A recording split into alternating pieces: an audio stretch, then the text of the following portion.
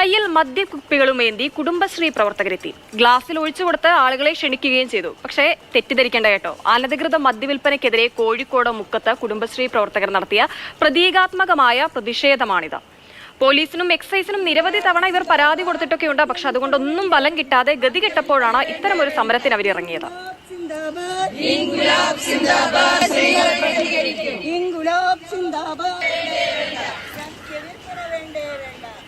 കോഴിക്കശാലി glass കൊടുക്കണ്ടേ? നിങ്ങൾക്ക് ഏത് ബ്രാൻഡാ വേണ്ടി? ബ്രാൻഡ് ഏതായാലും പോവും, ഏതും പോവും. നിങ്ങൾക്ക് ഓരോ ഗ്ലാസ് കുടിച്ചോളണേ. ഇവിടെ കിറങ്ങി കിടക്കരുത് കേട്ടോ. പുരുഷന്മാരെ വിളിച്ചോളി. അപ്പൊ ഇവിടെ മദ്യവിൽപ്പന ഉദ്ഘാടനം ലീലാമ്മ ചേച്ചിയാണ്. ഇനി അടുത്തത് അടിച്ചു കുടിക്കാൻ പൈസ ഇത്രയാണ്. നമ്മള് ആദ്യമായിട്ട് തുടങ്ങിയല്ലേ, അറിയത്തില്ലേ? എനിക്കൊക്കെ കുറച്ച് മാറ്റമൊക്കെ ഉണ്ടാവും, അതൊന്നും പ്രശ്നമില്ല. നമുക്ക് തുടർച്ചയായിട്ട് ഇത് തന്നെയാ പരിപാടി. ഇവിടെ തന്നെയാ? ഇവിടെ തന്നെ കുപ്പി കൊണ്ടുവരും. മറ്റൊരു ആണുങ്ങൾ മറവിലൊക്കെ അല്ലേ കൊടുക്കുക, നമ്മള് മറവിലല്ല, നമ്മള് പരസ്യമായിട്ടായിരിക്കും കൊടുക്കുക. വന്നോളി മാത്രമല്ല കേട്ടോ, ഇറങ്ങി കിടക്കും.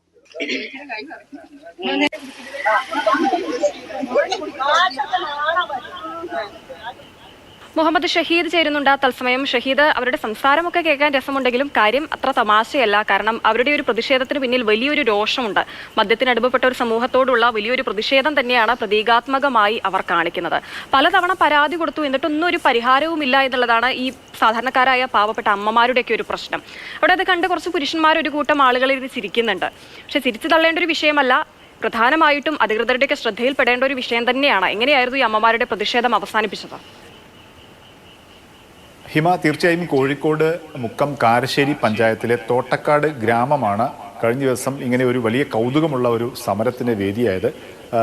ഒരു ദിവസം രാവിലെ സുപ്രഭാതത്തിൽ ആളുകൾ അങ്ങാടിയിലേക്ക് നോക്കിയപ്പോൾ ഒരുപറ്റം സ്ത്രീകൾ, തങ്ങൾക്ക് പരിചിതരായ, തങ്ങളുടെ വീട്ടിലുള്ളവരും അയൽപ്പക്കത്തുള്ളവരും പരിചിതരുമായൊക്കെ സ്ത്രീകൾ മദ്യക്കുപ്പികളുമായി പ്രകടനമായി വരികയാണ്. ആളുകൾ കഴിഞ്ഞ ദിവസത്തെ തലേന്നത്തെ കെട്ടുമാറാത്ത ആളുകളൊക്കെ ഉണ്ടായിരുന്നു. അവർക്ക് കണ്ണു തിരുമ്പി നോക്കി ഇതെന്താണ് സംഭവിക്കുന്നത്. നോക്കുമ്പോൾ സ്ത്രീകൾ ഇങ്ങനെ വരികയാണ്.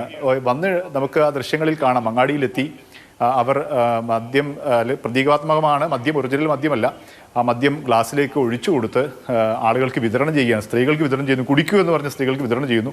ഒപ്പം തന്നെ ആ പരിസരത്തുണ്ടായിരുന്ന പുരുഷന്മാരുണ്ട്, അവരെ ക്ഷണിക്കുകയാണ്. വന്ന് മദ്യപിച്ച് പോയിക്കോളൂ എന്ന് പറഞ്ഞ് ക്ഷണിക്കുകയാണ്. അങ്ങനെ വലിയൊരു കൗതുകരമായ ഒരു സമരമായിരുന്നു. വലിയ പ്രതിഷേധം ഉയർന്നു. പ്രധാനപ്പെട്ട അവിടുത്തെ മുതിർന്ന ഒരു വൃദ്ധയായ ലീലാമ്മ ഉൾപ്പെടെയുള്ള ആളുകളൊക്കെ സമരത്തിന് ഇറങ്ങിയത് നമുക്ക് കാണാൻ കഴിഞ്ഞു.